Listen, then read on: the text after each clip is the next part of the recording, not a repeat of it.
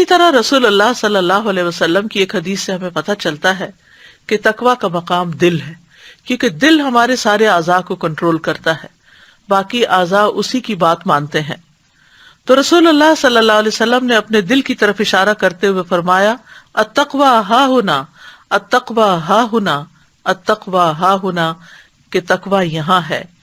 یعنی دل اگر درست ہو جائے، قلب سلیم بن جائے، تو ہی انسان کو تقویٰ حاصل ہوتا ہے، کیونکہ اللہ کا ڈر، اللہ کی محبت، اللہ کی اطاعت کا احساس اور جذبہ، یہ سب کچھ انسان کے دل کے اندر ہی ہوتا ہے۔ ابن قیم رحمہ اللہ کہتے ہیں کہ تقویٰ کے 3 درجات ہیں۔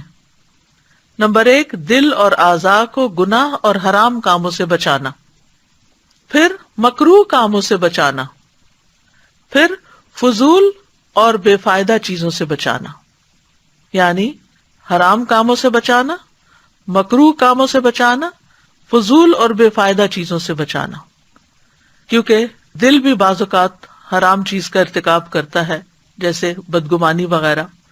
اسی طرح دل میں ناپسندیدہ خیالات بھی ہوتے ہیں۔ اسی طرح بعض اوقات انسان بالکل فضول بیکار چیزیں سوچ رہا ہوتا ہے جن کی کوئی حیثیت نہیں ہوتی۔